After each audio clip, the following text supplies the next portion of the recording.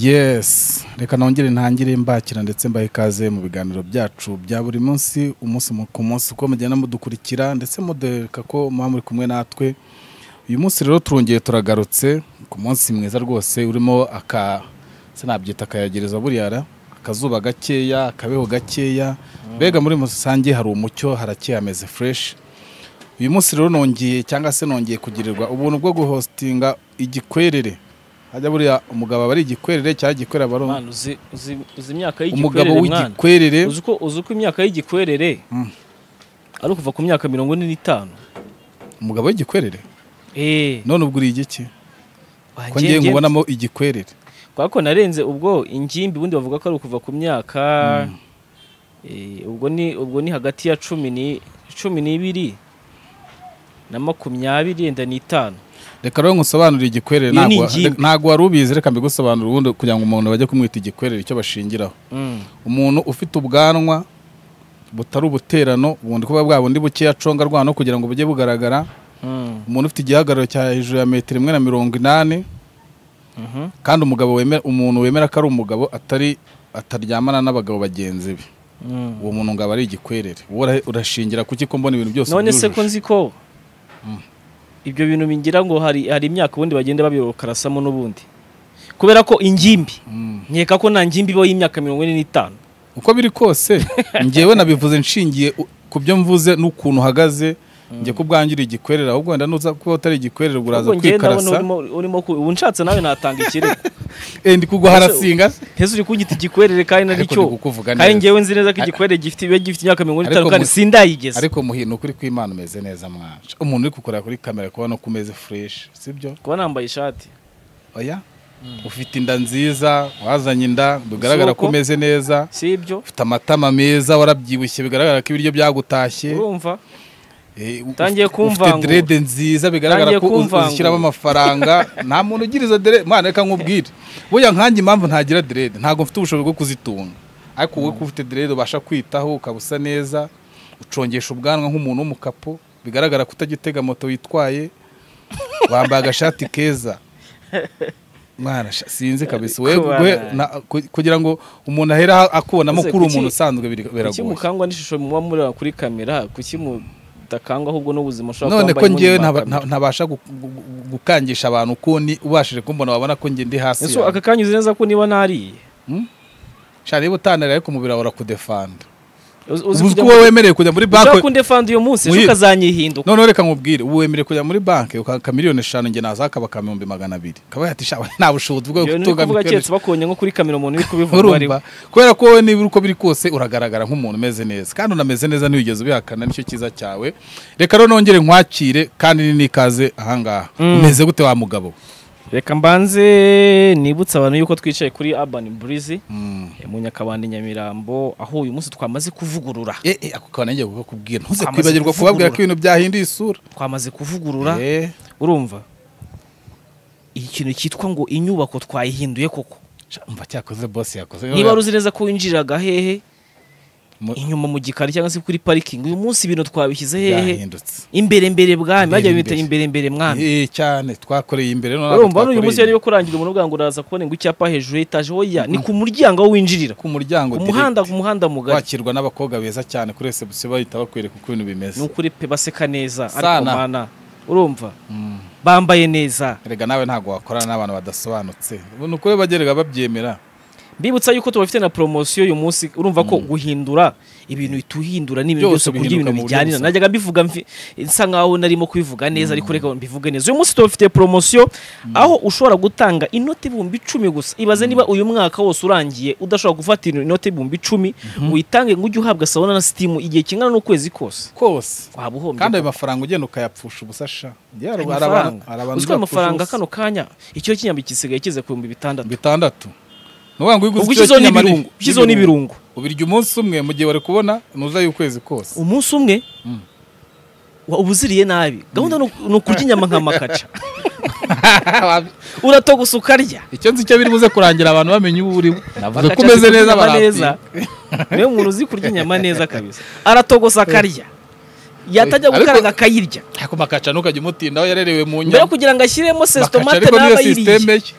ariko iyo bimaze gushya aba yamaze guhaga ahubwo mwebwe mwakomerezaho ariko mukaba mumeze neza. Rero reka mabwire yuko inote y'ibihumbi 8 cyangwa se inote y'ibihumbi 10 kuba wayitanga yego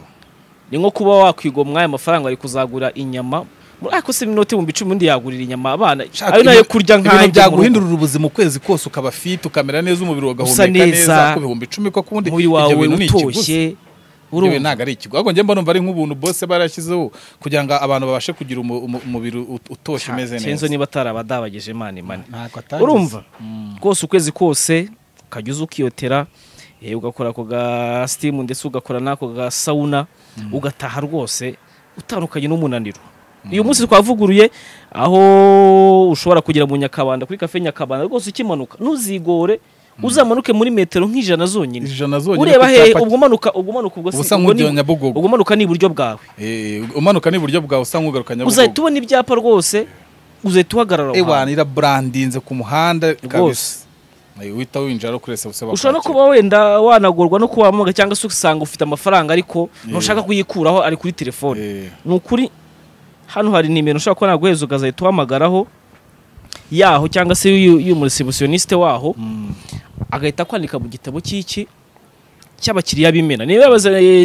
telefone 0794 26 9086 kabisa. Iyi nimero wanayandikiraho kuri WhatsApp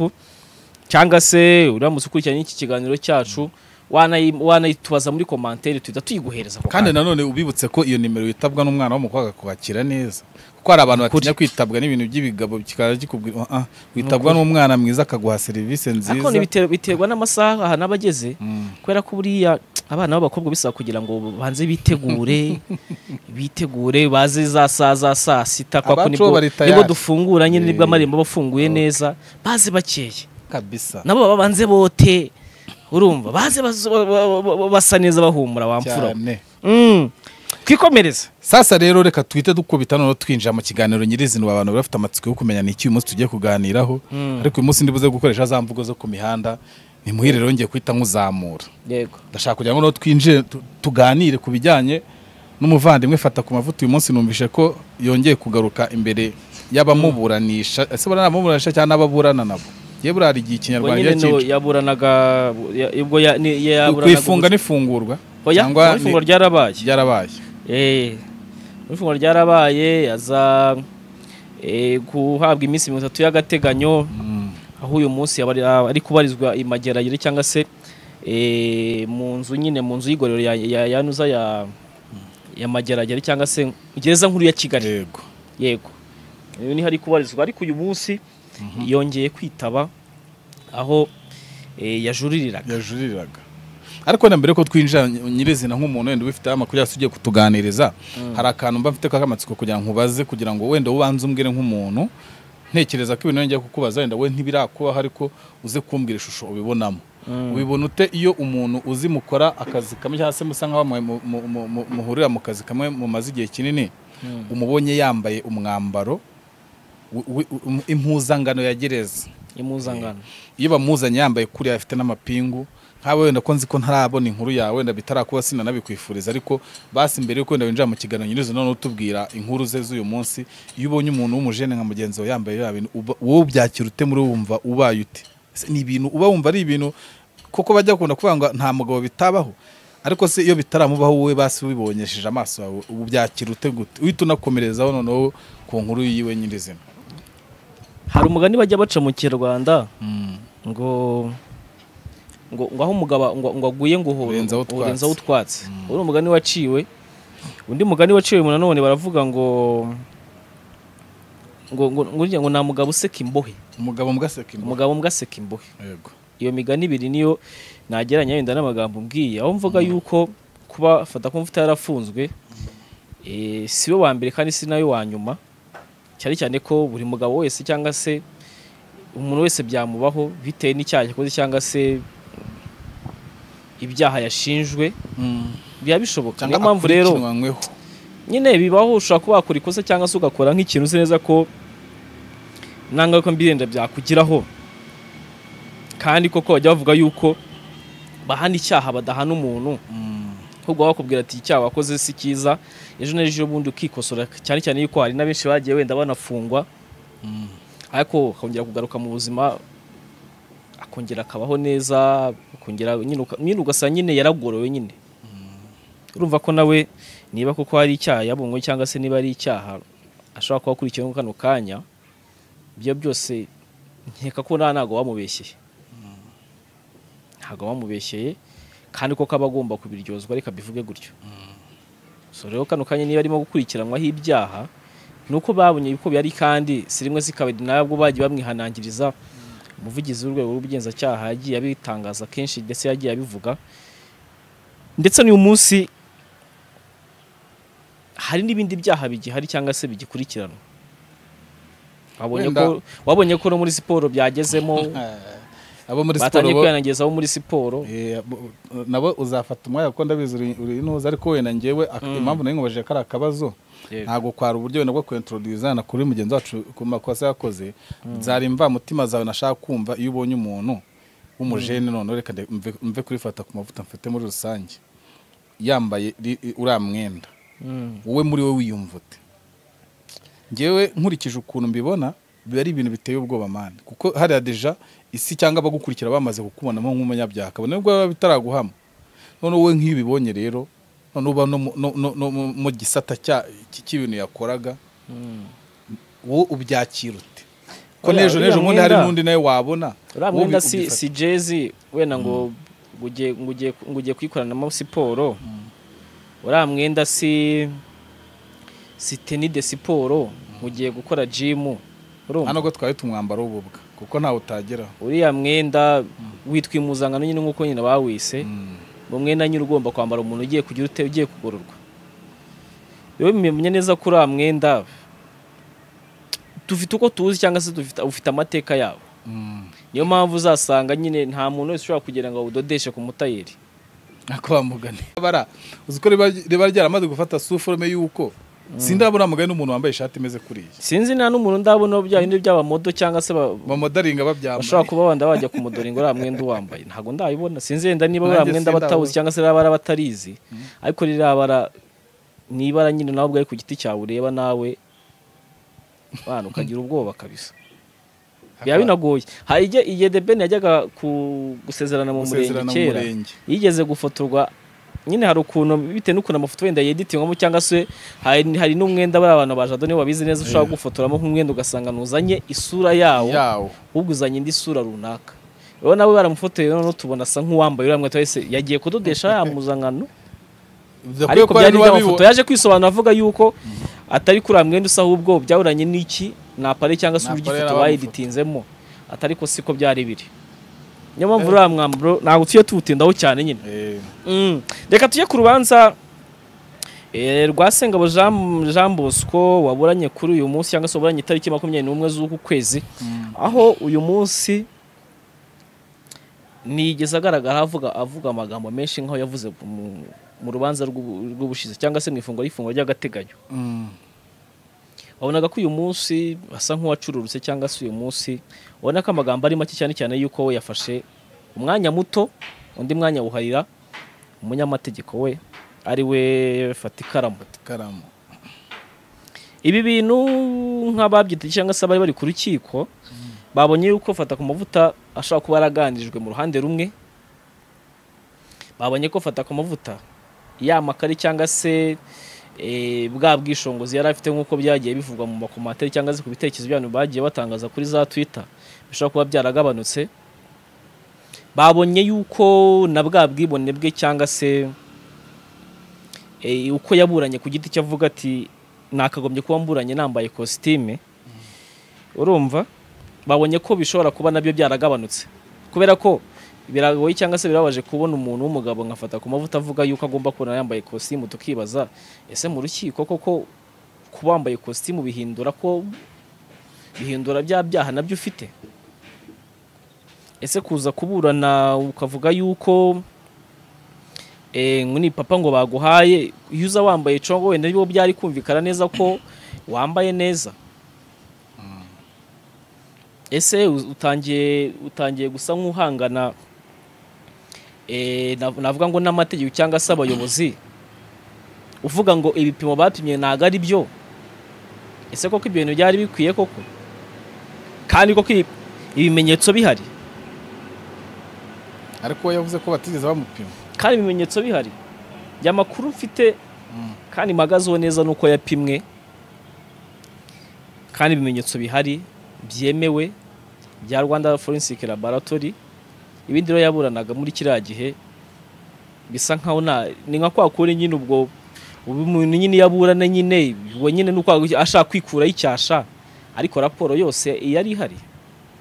Abagerageje kureba muri dosiye raporo barayibonye. Wenda mbere yuko ukomeza harakano njye nibaza ntekereza ko uko njye mbyumva sinzi uko amategeko bimeze. Ubundi iyo umuntu yatawe muri yombi mu mvugo nziza bakunda gukoresha ngo umuntu bamutaye muri yombi, ibifite aho we yita uburenganzira bwe, wenda usibye wenda gutotezwa hasi ikindi na mu buryo ntazi, ariko ubundi iyo watawe mu maboko atarayawe banumva ahubwo wowe ibyo uba ugomba gukora cyangwa ugomba gukorerwa ari bo babikugenera kurusha uko ubisaba. Kuba bavuga ngo ndashaka kwambara costume numva ubundi bo kuko bamaze kugufata amaboko yabo ari bo bagomba kukugenera. Erega nyine wumva ko buri mu maboko atarayawe nyine byamaze kuvugwa nyine kutari mu maboko yawe. Muri nta na complaining uba ugomba kugira, ugomba kureka. None se ikibi nawe ukwambitse ijipo uri umugabo, wenda uri umugabo nta byabayeho. Nawe ushobora kuba kwambitse itaburiya utari umuganga, nta byabayeho. Urumva nawe ugize utiseka ndebera, reka tuvuge kuri ibyo. Niba koko wabonye ko yaranambaye na neza nuko yari yambaye nta kibazo cyari kirimo, kandi nyeka ko ataburana imyenda cyangwa se ngo bigaragare bite ko ntago wambaye ubusa. Kwako tuzi neza ko ubusa bw'umugabo tuzi ubwo aribwo n'ubusa bw'umugore tuzi ubwo aribwo, nta bwambure bwe twabonye. Kandi uko yari yambaye nabyo nyeka ko atari bibi. Urumva ahubwo mu miburanire cyangwa se uko yaburanye benshi bagiye nyine babibonamo nyine nk'ubwishongozi cyane. Abantu bagiye bananenga bavuga ati uyu mugabo yakagombye guca bugufi ahubwo akemera ibyaha cyangwa se akemera icyaregwa, kubwo ejo akaba yanagabanyirizwa ibihano. Ese wenda nko mu busesenguzi bwawe wenda ugiye gukomeza kutubwira, hari ahantu wari utangiye uvuga ngo uyu munsi yagaragaye nk'umuntu noneho utuje uvuga amagambo make y'ibindi akabiharira umuburanira mu mategeko. Ntibyakabaye byarabaye byiza afata ku bavuta icyo kintu yaza kuba yaragikoze na mbere agitangira kwitaba urukiko, akareka umwanya we munini akawuharira umuhagarariye mu mategeko kurusha uko ayo magambo yagiye akoreshwa kuri social media ngo yagiye ashaka kugaragaza nk'uhangana, bikaba byaranamuviriyemo wenda kuba yatuma urubanza rwe rufata indi ntera. Kandi wenda iyo biza kuba byarabaye imbere akaba umuntu utuje muri we akareka ibintu bigakorwa muri procedure y'umuhagarariye mu mategeko, byari kuba byaroroshye kurusha uko aka kanya noneho yabigeze bora, ariko wenda yaresamye yarasandaye. Wowe ibyo urabivuga hiki? Ibi bibaye umunsi n'ibyakabaye byarabaye imbere nabwo akaba yaratuje imbere ntagaragaze kuvugira hejuru. Uzarebe buriya umuntu wese usa nkaho afite umujinya cyangwa se uvugana umujinya ajya avuga amagambo nyine abatateganyijwe bitari ngombwa mu gihe bitari ngombwa. Niyo mpamvu uzajya kubona ukabona na polisi y'igihugu wenda nibigufashe wenda wasinze cyangwa se wakoze ibintu bitari byiza ariko bitewe n'ubusinzi bashaka kuba batakuganiza muri kwanye, kubera ko rangaje ufite urimo gukoresha siyo wakoresha mu gitondo zagushizemo. Niyo mpamvu abo kugira ngo ucumbikirwe zibanze zigushiremo none mu gitondo baganire nawe, none unyine uri gutekereza neza. Ibaze ugiye gukoresha statement umuntu ushaka kuba yasinze, ibaze nk'ibintu yakubwira afite ibintu byinshi ari kuvuga bitari ngombwa, ashaka no kugukubita urushyi mu gitondo akavuga atari kurambeshya wa mugabo we, ati kuvana avukana n'umuntu ndakubituye ati nta muntu ari narwara kandi yarugukubise. Kandi none ugasanga koko ibyo ari kuvuga numva ko nyine bitewe n'urusinzi, wako siri mu kabiri abantu bagiye bakora ibyaha cyangwa se umuntu agakora icyaha akavuga yuko yabitewe n'iki n'ubusinzi cyane umujinya yahubutse. Ni sikanga wagiye ubona abantu nese wari wabona umuntu ujya mu rukiko se yasomye inzoga kugira ngo ajye kuburana neza? Ntago bibaho. Ubutabera bwacu cyangwa se amategeko afite uko agena umuntu, cyane cyane yuko niyo waba ufunze cyangwa se niyo waba uri mu maboko atarayawe ntago wemewe gukoresha ibiyobyabwenge cyangwa se ntago ufite access yo kubakoresha cya kintu cyose ushaka. Kwako nyine ubu ufitwe uri mu maboko atarayawe bagomba kugukurikirana. niyo mpamvu uzasanga umuntu niba agiye kugororwa ugasanga amaze hafi amezi arenga 5 wenda atabona ya fege harya garuka nyine yarayivuyeho kwa igihe cyose cya kintu nyine ukibura byanga bikunda igihe ukivaho hari igihe kwa kundi ushobora kubona baragufashe ngo ibyo byabwenge kuba ubibona niyo mpamvu ariko ugeze igihe noneho nubibone kwabiba guteze kandi nabyubona hari igihe banagutoza ko ibyo bintu ari bibi kwa kutakibikora kuko nawe ukabona ingaruka yabyo kuko hari benshi bagiye bavayo babaye abapasiteri basigaye babwiriza ubutumwa bwiza twagiye tubona kandi banatanga n'iki na testimony zabo urumva ko hari n'igororero kabisa. So rero abantu ikintu bashimye cyangwa se ikintu nyine bagarutse nyine bavuga neza nuko fata ku mavuta uyu munsi yaje atuje ndetse aburana neza nkuko byagombaga kuba aho urubanza rwe cyangwa se isomwa ry'urubanza rizaba ku itariki 25 ni kuwa mbere utaha ubwo ni kuwa mbere urumva aho kuri uyu munsi hagarariwe n'uwitwa Jean Pierre cyangwa se Fatikaramu byose bimwe aho nyine bumva ko nugutegereza isomwa ryawe nyine uwo munsi ribwo tuzagira byinshi tuvuga bitewe n'uko urubanza nyine ruzaba nyine ruhagaze ariko twababwiraga plate byabaye cyangwa se byakurikiyeho dukomeze kuwitwa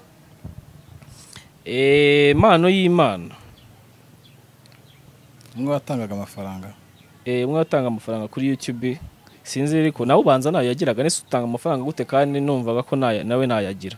ngewe ubwo kimwe mu bintu byakonfirmaga ko nawe ntayagira kuko nuko hari amavideo yagiye acicikana mu gihe cyahise mbere yuko afatwa cy'abantu yagendaga yaka amafaranga bakamwohereza amafaranga akavuga ngo mbere yuko ngira ibyo ngukorera we banza unyohereza amafaranga hanyuma we ibyifuzo byawe ndahita mbikemura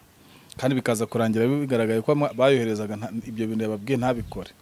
bira rero ngewe ku bwanjye nabonaga byari impamvu y'igihe kuko byo ntabwo nkaribu yakwihanganira kugukurikirana cyane mu gihe urumva burega hanga muri societe hano hanze ubuzima turimo tubona we rero uri kwemeza abantu ngo nshobora kuguha amafaranga ukanabigaragaza imbere ya nuza ya kamera ubigaragaza biriya babifata nkaho uri kugumura abantu mu mutwe kuko abantu bashobora no kwanga kureka ibyo bakora bakajya bafata nk'igishoro bakizera ko uri bubaha amafaranga arenze biriya rero bidakumira kirikare sinzi bino bintu ibyaha bisigaye byarabaye byinshi kwako nge ntabwo ndi umuhanga cyane wenda nge mvuga ibyo nabonye cyangwa se ibyo nagiye numva biri kuri zino mbuga twese dukoresha ariko niba uyu munsi na societe nashaka kuvuga yitumana hano mu Rwanda nibivuga ngo mujye mwirinda ubwambuzi bushukana niba umuntu ashaka kuguhamagara kuri telefone yawe ahubwo ati kizije umeze neza ati tuguhamagaye turi mu ishami rya MTN ati hehe harya ikicaro kibanuza kiba Nyarutarama turi Nyarutarama kuko bose bamaze kumenya ko ari ikicaro kiba none ukumva n'umuntu ako ndayeka tubivuge gutyo ukumva n'umuntu watekeza uburyo ari kukubwiramo rangaje ari gukoresha wasensinga amagambo ari kubwira uburyo ari kuyakubwiramo ukabona ko nyine bitagize bidahaho umugisha kumva ko deja no mu rugo rw'ibyo natabikorera ubwo igihe ari cyo niki umuntu gudi gute akubwira ngo telefone yawe ngo rejwe amafaranga urese ngo urashoka ko uyanyoherereza sinzi bibera kubwira ngo kanda ngo kabiri ngo kanda rimwe ngo shyiraho ngo iki none hari ugeze kumbwira ngo shyiraho umubare ngo w'amafaranga oneho nako ngo shyiraho kode yawe ndamubwira ngo namubwira ati yego nayishyizeho ngo itangirwa na kangahe ndamubwira ngo ni 00 ngo hoya ngo hari ngo 00 ngo hinduramo ngo rimwe guhugo ngushiramo amazeru ngo ugiye gushyiramo iyi ngo ndahita mbibona ngo muri system ngo nite ngo ngwireza ngo pin nshyashya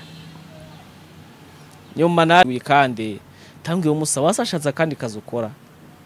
ibintu ko mbona bitagize agutuka igitutsi kitabaho ahita bikurangiriza barashaka gutuka ku gitutsi cyanki wiwanyu wande wiwanyu ukumirwa ariko ubunge byaroroshye nakwibwirira abantu uburyo bazajya bamenya abantu uburyo buboroheye ngiye navumbuye hari systeme banyeretse ikora ono uzi ikintu kibabaje nuko umuntu abikora ibaze ko umuntu ajya kuguhamagara akubwira ngo nyine muri urwo ryo ashaka kujya gutuburire ari guhamagaza Airtel ihamagara umuntu wa MTN ubwo n'ubujije ubwo urabarabuye akantu ka mbere ngiye kukubwira kandi koroshye nanjye umuntu yambwiye ko nsanga nagufata urundi yaguhamagaye akakubwira ngo hari amafaranga yobeye kuri telefone yawe kuri simcard yawe uzwiye ngo uhita umwereka ko ari injiji wowe gihita witangura mu bwira ati 50 uri kumva we yarazi ko wenda we ntuzagiye kukubwira we kugira ngo umwereke ko ari injiji nturindira akakubwira ngo 25 boya hari amafaranga yobeye kuri telefone yawe ndayabonye 50 ubujiji bwahita yikiriza nubwo ahita akubwira ngo wowe yango ni 30 kuko wedeje ubumutanze ukamubwira amafaranga utanabonye wizi ko tayabonye wakahita yinyuramo akabyemera nujye umubwira gucye nushaka kugitumenya ko ari igisamo mbere yo kajya kukubeshya ngo imibare urumva hari abantu bataramenya ibi bintu wenda uretse nkawe wabisobanukiwe ariko hari undi go kubyumva urakaguhamagara kubeza ibintu bya MTN kanakoresheje none mu bujiji bwe gihita unamubwira yakoherereje atanana yakubwira azahita abyemera we tubona ko ari umusikama akaguhamagaza nimero ya 079 urumva kandi tuzi nemero bari abagabo bakoresha benshi rero mu bantu bakunda kujijwa bakabikora hari igihe ufite nka balance y'amafaranga wenda menshi n'urugero abenshi bakunda gutuburirwa noneho ntajye no gukurikirana ibyo bintu akahita yumva ko ashaka kuyabye akayamusubiza ariko mu rwego rw'iro kugira ngo umenye ko umuntu atari wa MTN niba ashaka no kugutuburira we jye umubaza iyo tumubaza yohereje nukamubwira ngo nanga iyo tumati 50 ndayabo erega bari abantu iyo kujya wumve ko umuntu atari kugutuburira we nuko guhamagara akakwibwira ubwira n'uwo ari we akakubwira ati runaka yimereye niyi ati amafaranga yohereje itariki niyi hari ku isaha niyi ese koko ayo mafaranga yaba ariyo urumva ko hari ubanza kumva arangaje umuntu ari gukoresha nyine ukumva ko umuntu ko kariwe noneho iyo babonye ko ibyo bintu bikomeye uzuko bafite ubushobozi bwo kubwira ati ikintu gihe ni ugatumwa ati rero ndumva na ibintu ne kubyizera neza mbwira ahantu ukorera nze nkurebe n'uwo muntu aze tubikorera n'ubundi birangiye ako nakantu ka kabiri kuko abantu batagera mu makenga umuntu naguhamagara akakubwira baze ngo niba utamwizeye muri ati ngusange henze ibyo bintu tubikora nta ndimo kugusanga uko ni service ndazirari cyangwa se ngende ahanga nangu ino wansange ngo amafaranga tubikore bive mu nzira uwo muntu uko riba ari byazaza ako niba atari byo ahita guto cyangwa se niba ari service center bayigeho iki kibazo bagikemurire yo kirangire niba kuko byine utabyize nyine bibona ko nyine ufite kare kanyuzemo nyine kugira ngo turabura abantu bacu urumva uyu rero n'abantu y'Imana nawe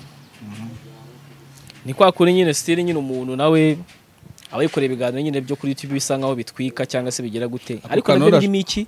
none ndashaka kukagarukaho hari n'abantu benshi ku mbuga nagiye mbona babikomantingaho reka manze insome uko byagenze yego gato kugira ngo tuge ko tugira icyo tubivugaho urukiko rw'ibanze rwa Gasabo rwasubitse urubanza rurerwamo Ngirinshuti Ezekiel uzwi nk'amano y'Imana bitewe nuko yabwiye urukiko ko atiteguye kuburana n'urubanza rwari kuburanishwa tariki ya 21 Ugushyingo ubu urubanza rwari rwatangiye abanyamategeko babiri bunganira amano y'Imana babwiye urukiko ko bunganira yarwariye muri kasho kandi ko bakeneye igihe gihagije cyo gushaka ibimenyetso bizashinjura umukiriya wabo ubushinjacyaha bwasobanuye ko nta cyemezo ko amano y'Imana arwaye ndetse ko hari iyo urwariye muri kasho uvurwa urumva ubushinjacyaha bwanzuye ko urubanza ari ifungwa n'ifungo ry'agateganyo bityo ruri mu birego byihuta kandi ko abanyamategeko bakwiriye kumenya ko batari kuburana mu mizi niko byari bimeze indi mpamvu ubushinjacyaha bwagaragaje mu rukiko ni uko abanyamategeko babiri bihuje na dosiye bakaba barimo kuruhanya abanyamategeko bari babiri harimo Hagenimana witwa Hagenimana ndetse na Dukuzwumuremyi bongeye guhabwa umwanya basobanura ko umukiriya wabo ari we ufunzwe bityo yakabaye ari we wihutisha urubanza bakomeje basobanura rero ko bakeneye kuzaburana igihe umukiriya wabo azaba ameze neza amano y'Imana yatawe muri yombi ku itariki 27 z'ukwa 10 ngo no kwakira yakurikiwe ibyaha bibiri ari cyo kwihesha ikintu cy'undi hakoreshejwe uburiganya no gukoresha undi imibonano mpuzabitsina ku gahato. ngayo nguko Urukiko rwasuzumye ibivugwa na Mpano y'Imana, ubushinjacyaha n'abunganira rwanzuye ko urubanza ruzaburanishwa ku itariki 28 Ugushyingo ku isaha 3 za mu gitondo ku isaha y'i Kigali. ariko nanjye wenda kamwe mu kantu numvishije, iyi ni inkuru yanditswe na Ukweli Times. Kamwe mu bintu numvishije wa mugani iyo habaye gusubika urunuza ari wo bisabye, ubundi wa mugani hakagombye kuzamo kubibazaho cyane, wenda iyo complainenze kutameze neza barumva babikompara nkaho wenda utabasha kuburana cyangwa se nibyo wabasha kuburana aho bitaba bimeze neza. Oya nyine urumva ko baba bavuze ko harimo ibyatumye nyine umukiriya wabo nyine ataburanishwa cyangwa se adashoboye kuburana bitewe n'ubwo burwayi bwamufashe tudahagaze neza cyangwa se utazi neza koko niba ari byo. Urumva ko nibyavugiwe mu rukiko, urumva ko niyo mpamvu nyine bagomba nyine kugira ngo boroherezwe bazaburane cyangwa se bazabone n'umukiriya wabo uhari, cyangwa se niba ngomba kugira ngo bamuhagararire. Urumva ko umukiriya wabo niba ugomba kubyemeza nabyo. Ese nta buryo bwabaho umuntu mu gihe atameze neza aho kugira ngo bamuzane bihagararira aho ngaho byajya bikorwa mbere n'ubundi bakamenya gatame ntibirirwe bamuzana? Oya, cyangwa nyine itariki yo yavuzwe abagomba kuza akagera niyo batameze neza nyuma akagenda. ubwo niyo hageze niyo abatageze nyine hagaragaza impamvu, niyo mpamvu habaho nyine uguhagarariye nyine. Okay. Urumva ko ubwo urubanza nabwo rwasubitswe. Urumva ko muri iki cyumweru cy'imbere urumva ko dufitemo imanza zigera muri ebyiri. Kwa mbere fata, dufitemo urwafata, tukajya muri urwo rwa Mpano y'Imana. Mu bandi bantu tuzumva imanza zabo harimo uriya mugabo wishe umuntu cyangwa se waciye umutwe umuntu, reka mbivuge gutyo. Aho yabajijwe maze we yemeye icyaha, mwibazwa nyine yemeye icyaha ndetse avuga ko ari we wanamwishe, ndetse ajya kugaragaza naho iki gice cy'umubiri yagishyize, kwa ko yaramwishe atandukanye ibice by'umubiri, kimwe agishyira ukwacyo ikindi agishyira ukwacyo. One yabajijwe impamvu umutwe yari yawushyize ukwawo, ngo yaje kwisobanura avuga yuko ariko umuvugizi w'urwego rw'ubugenzacyaha yavuze neza. Reka pureyingire aka video gusa yavuze ushaka kuba ngo ari ibintu ushaka ko yarabonye muri filime, ngo kwa ko ni nyine ngo ushaka ngo kwica umuntu ngo akureba, urumva ngo ishusho nyine ngo y'umuntu wamwishe ngo isigara mu maso y'uwishwe, bigahura ese no kujya guhisha uwo ngo bihita bivamo. Nyine yafashe umutwe ajya kuhisha, nyine afite uburyo yawuhishemo ku giti cye kugira ngo nibabone igihembe kimwe batazamenya umutwe bakabonamo ngo ishusho ye. We niko yayisobanuye avuga. Kandebera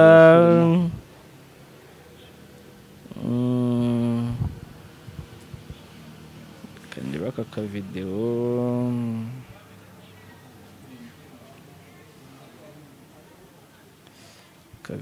karihera.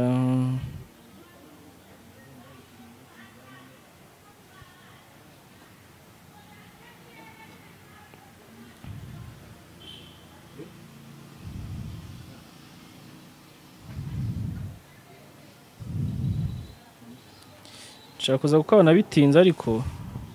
ariko nakabonye.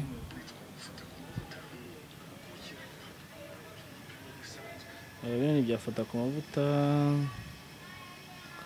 kandi mu gihe akiri gushakisha ibyo bintu byose. Turongera tubibutse ko hano ari kuri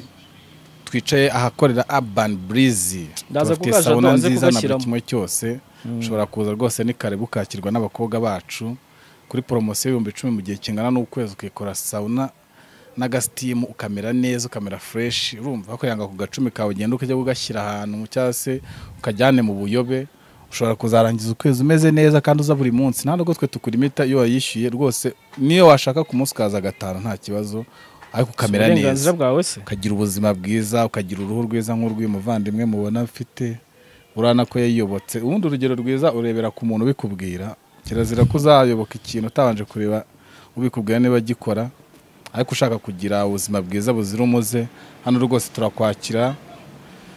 tukaguha serivisi nziza kandi ugombwa ku mafaranga 10,000 mu gihe kingana n'ukwezi, urumva ko rwose ntago waba wacikanywe, ahubwo ibintu byose aba ari amahoro. Ni karibu rero, ni karibu cyane. Ndetse buri amakuru barariki kuba saya harira sha turumva ari update muri tugategereza muri iki cyumweru, no ibintu tukazabivuga neza twabashije no kubona cyangwa twakurikiranye neza uko byagenze mu rukiko. Umva ko na Salongo nawe yaraburanye, yari yunganiwe nawe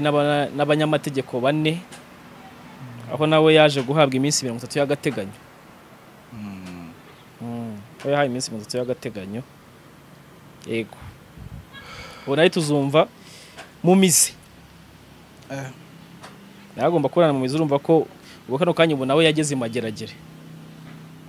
Ubu nawe ubutaza zamba yampuzangano twavuze. Ubu nawe dushaka kumona mu muzangano byazabashe kuburana no mu mizi. Hari akantu wenda tugiye gusoza nayo ngiye kuvugaho. Hari abantu bakunda kwitwaza ngo muri iyi minsi ngo ni aba content creator,